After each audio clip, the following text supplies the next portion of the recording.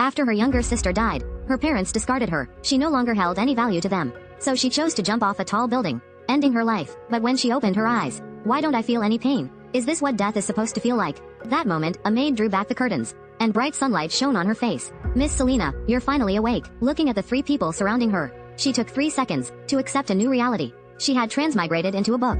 Now, she was a duke's daughter. Beautiful but not very smart. Sickly and destined to die young. Her name was Selena. She couldn't understand why God would give a person who wanted to die another chance at life. She was truly tired of living. In her previous life, she was an orphan, adopted by kind-hearted people. She thought it was paradise. But later, her adoptive parents had their own child, and when her sister was born, she was frail and sickly. From then on, her life was spent at her sister's bedside. Someone to accompany her, eat with her, play with her, and laugh with her. But despite this, her adoptive parents blamed her for her sister's illness. Every day, it was either beatings or scolding. So faced with this new life, Selena chose to stay in bed, adjusting herself to a more comfortable position. Let's live like this for now, and wait for the day she should die. After all, I have no desires. But in the original story, the owner of this body was very greedy. She envied her brother Aaron's right to inherit the title, so she poisoned her brother's girlfriend. In the end, she was imprisoned, and died in a desolate cell. When she died, there wasn't a single person by her side.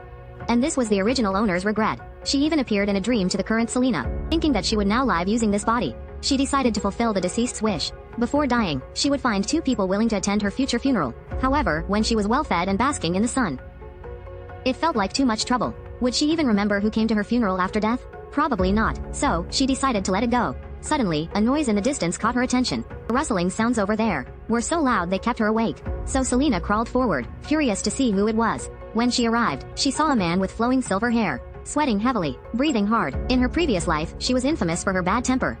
If someone displeased her, she would simply poison them. But now, this new soul that had entered the book no longer wanted to be the villain. She just wanted to relax and wait for the day of her death. But unexpectedly, while basking in the sun, she accidentally met the male lead. Selena wanted to slip away, but realized her hair was tangled in a branch. She had no choice but to ask the man for help.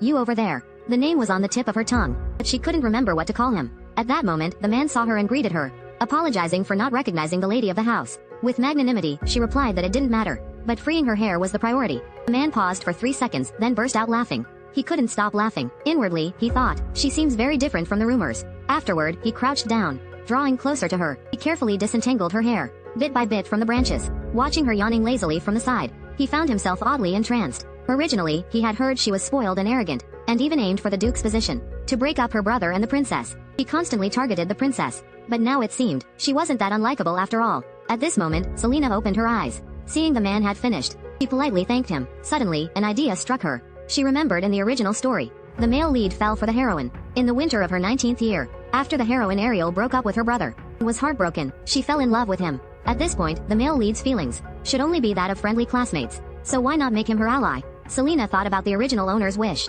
to have someone attend her funeral. If even the male lead would bid her farewell, her death wouldn't be so tragic. So, she moved closer to the man. Lucas, would you like to be friends with me? To this friend request, she felt fine. But the man was clearly stunned, with her face so close to his. And all just to ask to be friends. He refused without a second thought. I can't do that, and by the way, my name isn't Lucas. It's Lucas. Hearing this, Selena simply replied, okay, then dusted herself off and left. But on the way back to her room, the word friend reminded her of her past life. In her previous life, caring for her sister, and she had no friends. Her mother even scolded her. With her sister suffering so much, how could she still think about making friends? These memories resurfaced, making Selena suddenly feel everything was pointless. She climbed up the clock tower, thinking, maybe jumping will end it all. Feeling rejected from making a friend, she climbed to the rooftop. She leapt off, hoping to welcome her second death. I'm sorry, Selena, I can't fulfill your wish. Suddenly, a pair of hands grabbed her, pulling her into an embrace. She opened her eyes, to see Lucas with a furrowed brow. Realizing her plan to end it was thwarted, she murmured something. Only then did he realize he was holding her too tightly. He quickly let go.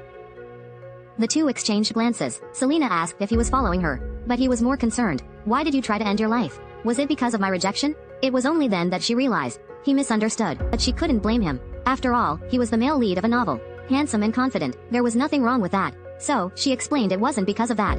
But he didn't believe her. He asked her what the real reason was. Selena's face darkened instantly. Our relationship isn't close enough to discuss this. She got up while saying this, adding again, if I jump, it's none of your concern. But when she reached the staircase, seeing the many steps ahead, she hesitated. She glanced at the man beside her, hinting for him to go.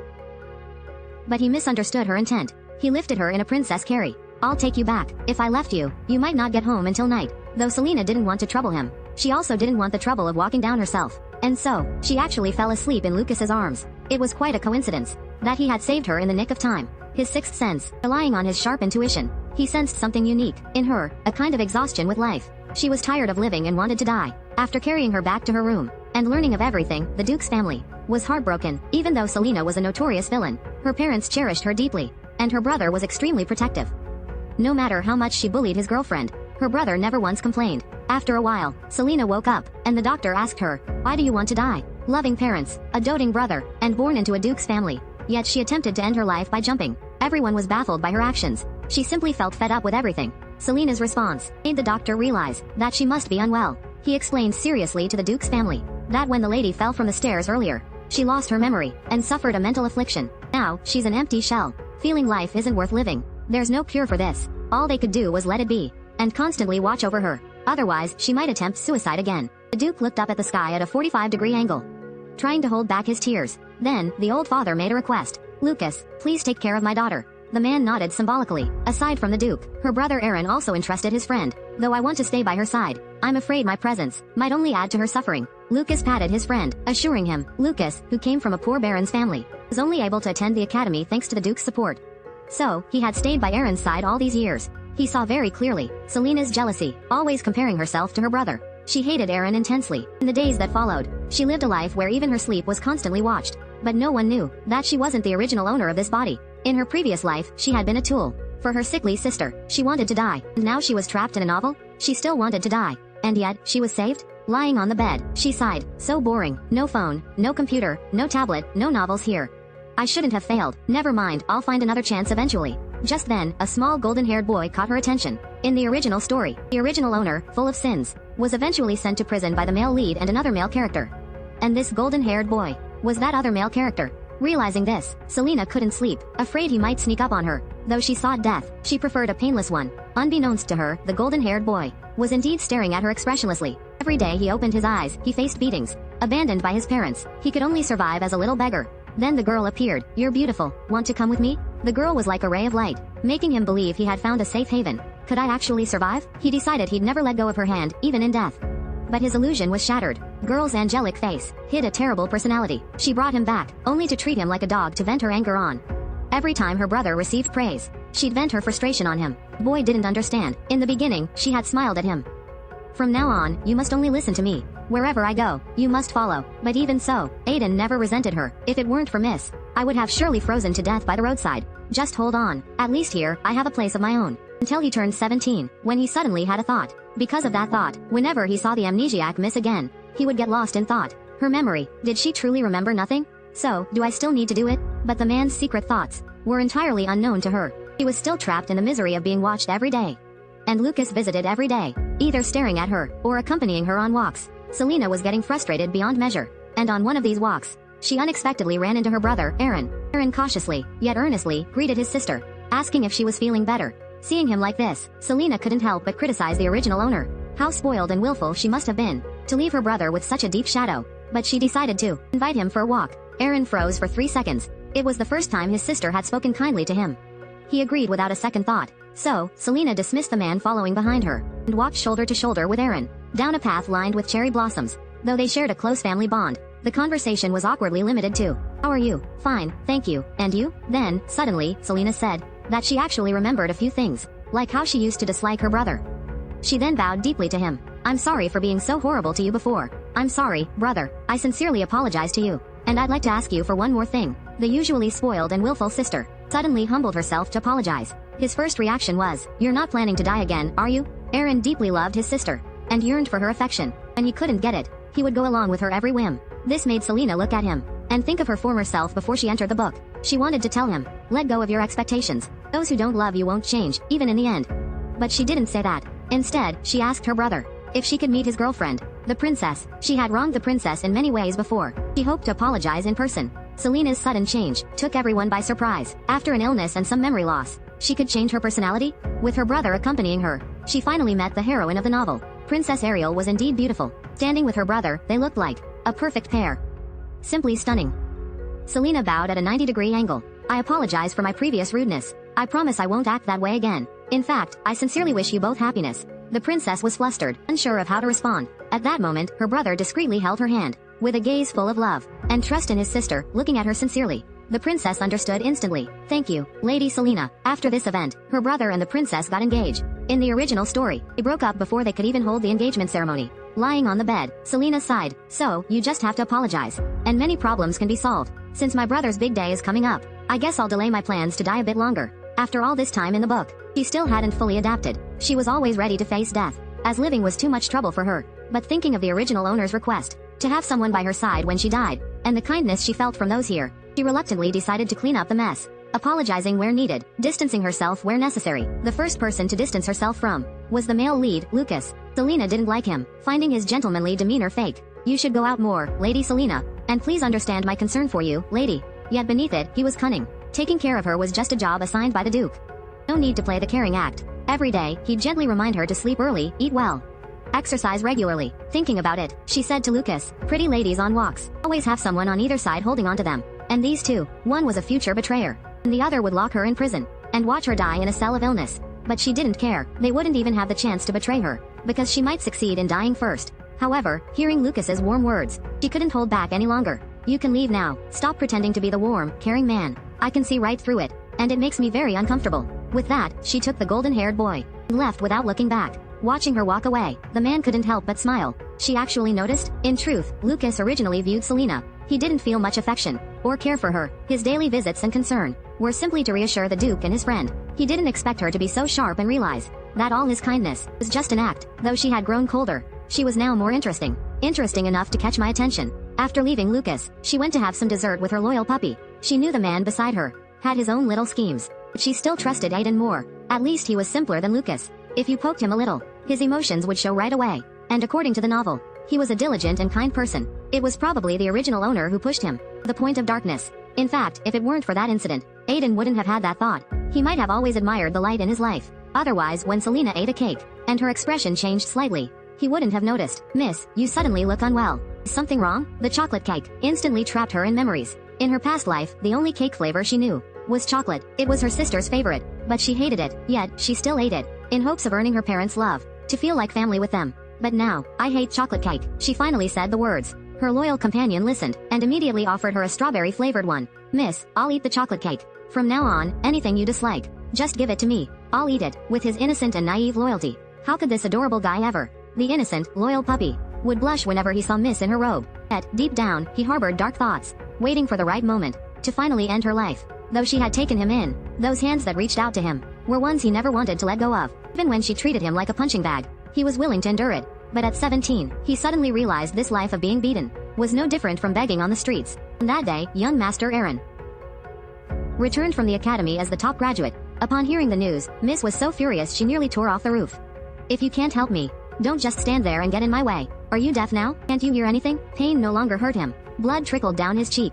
Seeing the blood, even she hesitated, but with a broken heart, he still smiled to comfort her. Are you alright, miss? I'm fine, but you must have been scared. I'll just leave for now, and have someone else come to serve you. It's the final straw that breaks the camel's back. That day changed Aiden. He felt wronged and angry. The light he had once worshipped now seemed worthless. The seed of wanting to kill Miss was planted at that moment. But why was he crying? At that moment, the dormant magic within him awakened. He was actually of a magician's lineage. In this country, anyone who could use magic was highly esteemed. This realization gave him newfound confidence. Why not use this power to end her? So Aiden kept this secret, thinking he'd just wait for the right moment. But then Miss suddenly lost her memory, and her personality changed, especially when he overheard her conversation with Lucas, where Lucas called himself a servant. In formal settings, having him by her side would make her a laughingstock among nobles. Mrs. Tone was mocking as she responded. The class system among nobles is disgusting. We're nobles, and we're disgusting too. These words, Aiden couldn't believe they came from Lady Selena. It made him waver in his desire to end her life. Could his light be returning? Then Miss declined Lucas's company, saying, before my brother's engagement, I have other things to do. You go ahead, and send Aiden in for me. He wanted to kill her, but when she truly was about to fall before him, Miss, his outstretched hand, showed his true feelings. No matter how she had trampled on him, she was still his light, the hand he didn't want to let go of. So, where did Selena take her loyal puppy? To greet and congratulate everyone she met. She first found her brother. Congratulations on your engagement today. Just those words were enough to bring tears to his eyes. Then she went to the princess's lounge, and gave her future sister-in-law a warm hug. Finally, she stood hesitantly outside the Duke and Duchess's door. All this time in the book, Selena had never once called them father or mother. Maybe out of guilt, she always felt this body was borrowed. knowing she wasn't the original owner, would break their hearts, but she still knocked on the door. As soon as she arrived, the Duchess ran up and hugged her tightly, startling Selena, who didn't dare to even lift her hands. Then the Duke came out as well, praising her and calling her their pride. With her brother's engagement ceremony coming up, was she going around congratulating everyone? The warmth in their voices, the affection in their eyes, left Selena silent. She had never had these things before. She understood that the love of the Duke and Duchess wasn't meant for her, but in that moment, she craved it. Father, mother, thank you for being so kind to me. The real her, abandoned as a child, then living as a shadow of her adoptive sister. And after her sister's death, abandoned once again, she was curious about what it felt like to be loved by parents, even if she could only stay in this embrace for a second. She was content, but after all this, she felt even more resentment toward the original owner. Selena, what were you so unhappy about? You had everything I dared not even hope for. Suddenly, she asked Aiden if she had ever hurt him. After a moment's hesitation, Aiden admitted it. This response forced Selena to face reality. No matter how she tried to make amends, the sins of the original owner remained. In a moment of distraction, she missed a step and stumbled down the stairs. Seeing Aiden's panicked, yet deeply sorrowful expression, Selena awaited her fate. Suddenly, a circle of light surrounded her, and she slowly descended from mid-air. Aiden had summoned magic. Don't be afraid, miss. Everything is all right now. She, who had grown tired of life, had fallen from the stairs, feeling happy, thinking she could finally die. But the man used magic to save her. Why did you save me? She knew that the man she had tormented countless times would one day betray her. Her question caught Aiden off guard. At that moment, a passing maid witnessed the scene, and Selena quickly claimed she felt dizzy. Fortunately, Aiden caught her. Afterward, she returned to her room, while he went to find a maid to help her freshen up.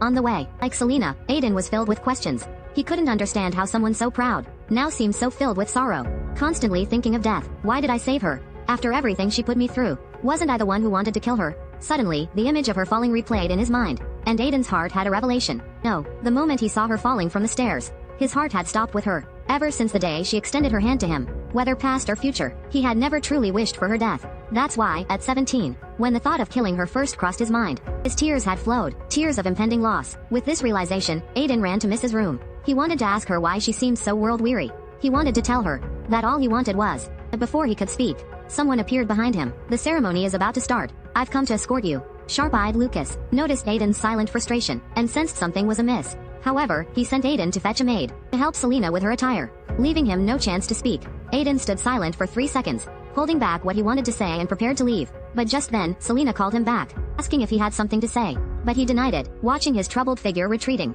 Lucas's gaze grew sharp. Soon, with Selena elegantly dressed once more, she entered the hall alongside Lucas. Her brother's engagement ceremony with the princess was about to officially begin. Watching the newlyweds on stage, their faces filled with happiness, she felt a pang in her heart, especially when her brother smiled at her. Don't smile at me like that, because I'm not Selena. I'm about to leave this place soon. They used to be close friends, just to stay close to the blue-haired one. The redhead would follow her around daily, helping her bully the weak, showering her with luxurious, limited edition gifts, and flattering her endlessly to keep her happy. But all of this was just to leverage the young Duchess's background and secure her own social footing. But now, upon meeting her again, the once praised figure had lost her memory. She didn't even remember her own name. Miss, perhaps we used to be close, but I don't remember now, so please don't get too close to me. The surrounding mockery made her realize how much effort she put into reaching Selena's side.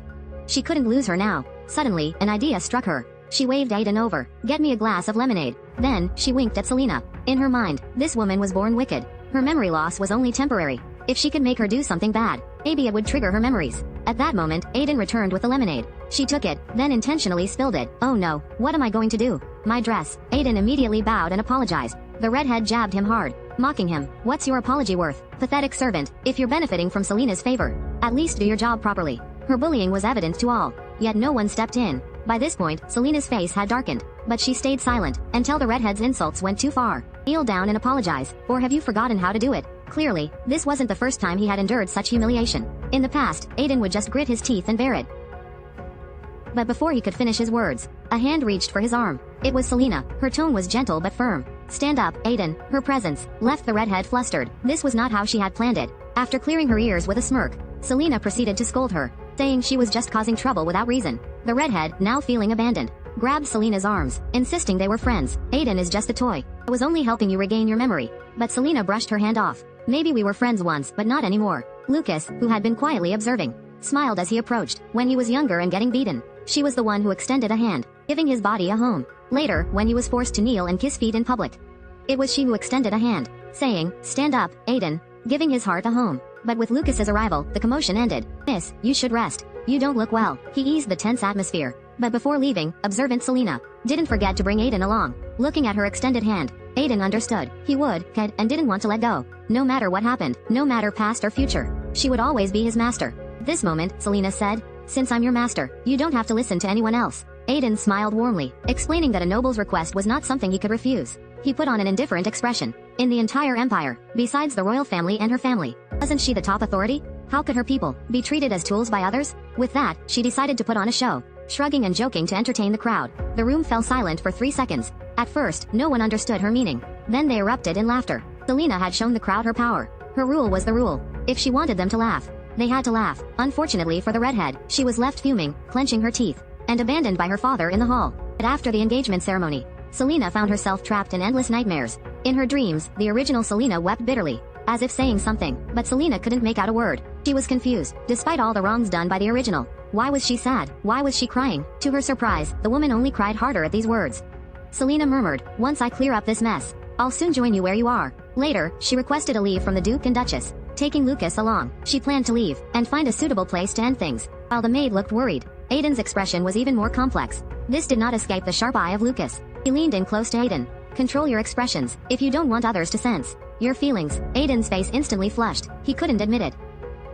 This is not only for Mrs. Reputation, but also for your own safety. A servant born a beggar, falling in love with the Duke's daughter. He tried hard to hide his feelings, yet his affection was still noticed by the knight at her side.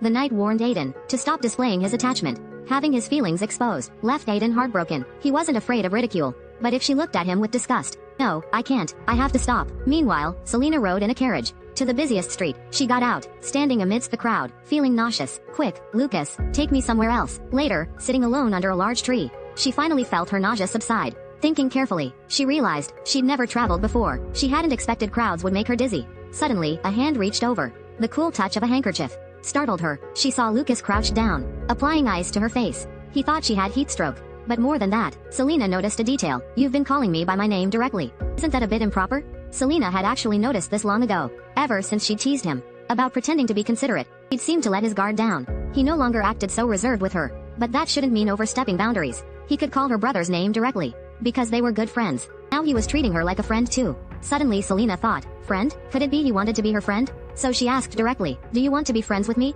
Lucas was stunned for a moment, then responded with a smile. So, do you want to be friends? The image of her recent proposal rejection flashed back to her mind, still fresh in her memory. Did fate just take a turn today? Selena didn't even think before responding. Forget it, and she brushed his hand away from her face. She asked him to find a quieter place. The new spot made Selena very pleased. Looking at the tall building, she thought, if I jump from here, I'll definitely succeed in dying this time. Meanwhile, the man watched her, eating a pancake, finding her amusing. Ever since entering the novel, she constantly thought about how to die. Looking at the tower in front of her, she thought it was perfect, ideal for a bungee jump without a harness. But when she saw someone being bullied, she stood up without hesitation. If that person swings a cane at me, will you help stop him? Although Selena had lost hope in life, this scene stirred something in her. It reminded her of being beaten as a child, and of Aiden's suffering. She could die, but those struggling to live shouldn't be bullied. So she stood in front of the boy being hit. The old man saw it was a young girl, and paid her no mind. Then Lucas stepped in, and just stood there, and the man backed down. He tried to blame the boy, saying the boy damaged his carriage.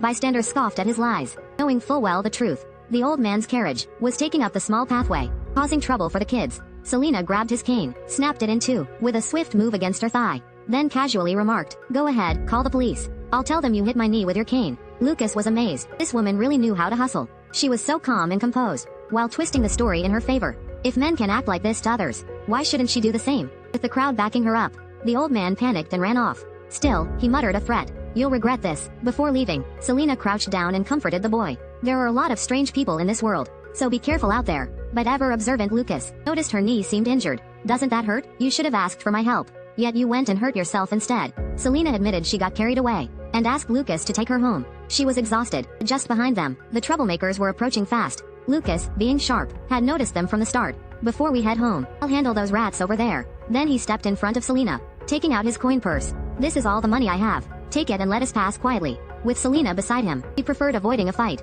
But the thugs weren't satisfied. We want the woman, too. A man who won't fight while holding a woman isn't a good hero. When encountering trouble, some guys might dive right in. But Lucas didn't. He offered money to avoid conflict. He didn't want to hurt the weak.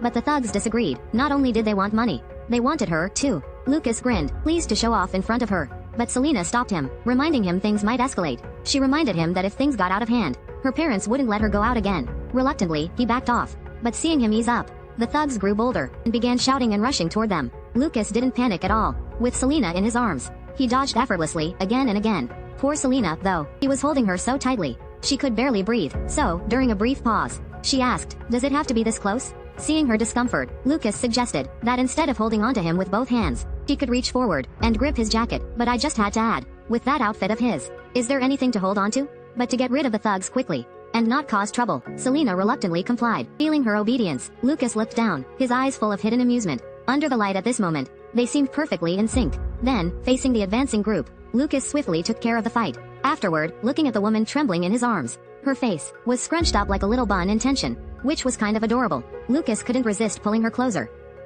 Only then did he gently let her go. "It's all over now, let me know if you still feel dizzy." At this point, she felt completely drained, and only wanted to go home. But after taking just 2 steps, she suddenly collapsed to the ground. Lucas panicked. "Selena, are you hurt?" "Darn it, I was so careful." But as she caught her breath to explain, he realized she couldn't walk. It was because after smashing the cane earlier, her knee bone was shattered. Lucas reached out to examine it. Suddenly, she gasped. With a sigh, he said, "I haven't even touched it yet." Selena braced herself. "If you touch it, it'll definitely hurt." But how could he check the injury? She gripped the hem of her dress tightly. He was about to lift her skirt to check, but before he could, she cried out again. Then, after a moment, she lifted the skirt herself. Lucas immediately blushed, stammering her name in shock, asking her what she was doing. But she looked unfazed, saying, "Don't worry, I'm just checking my knee." Even Selena didn't expect it. She'd used her knee to snap a cane, but her knee bone had actually fractured. Lucas roared at her, "You might not care, but I do. You need to remember you're a noble lady." But as he focused on her swollen knee, his anger softened. "Doesn't it hurt? If you're hurt, you should just say so." As they were talking, a man suddenly appeared. Seeing the stranger approach, Lucas's protective instincts kicked in. He shielded Selena, asking what the man wanted. The man introduced himself as Ian, a priest. He explained that he could offer healing, if she wished, though Lucas remained skeptical. Selena thanked him warmly, grateful for the emergency heal he provided. It turned out that Ian's healing was quite effective. Her broken knee healed instantly. She felt like she could run 10 kilometers. After spending the day together, on the carriage ride back, the woman stared out the window, lost in thought. The man stared at her, equally lost in thought. He couldn't understand how someone once so arrogant and unruly could change so drastically, apologizing for her past mistakes, taking the initiative to be kind to others, and in every situation, she was always looking out for the weak. And someone truly changed so much overnight? It was almost as if this body was inhabited by a different soul. But what intrigued Lucas the most was her gaze. The way she looked at the tall tower clearly showed she still wished to end her life. Suddenly, a pain struck his heart. He couldn't look at the sunset. It would only pull him into endless memories. That was a past he wished to forget. "I won't let her die." He was born a noble, but they were terribly poor. Luckily, his parents loved each other and doted on him, so Lucas still felt incredibly happy. To earn money, his father hid his noble identity and left early every day to work. But misfortune tends to strike the unfortunate. His mother became seriously ill. For a family struggling to eat, where could they find money for treatment? Every time Lucas saw his mother's pale face, his eyes filled with tears. He constantly feared that he would open his eyes one day, and his mother would be gone. So his father decided to go to war, in place of his uncle. "All I have to do is go, and they'll sponsor a year of treatment for you." Before he left, his father told his son to take good care of his wife and himself, promising he would return safely. "I love you both." But just 4 months after he left, his aunt's family denied their promise. Little Lucas cried as he begged for money, saying his mother was dying. He did get a little money, but was told, "Don't come back again. Come again, and we'll break your arms and legs." When he took the money to the clinic, it was barely enough for treatment. The doctor refused to see his mother. At that moment, he clutched the money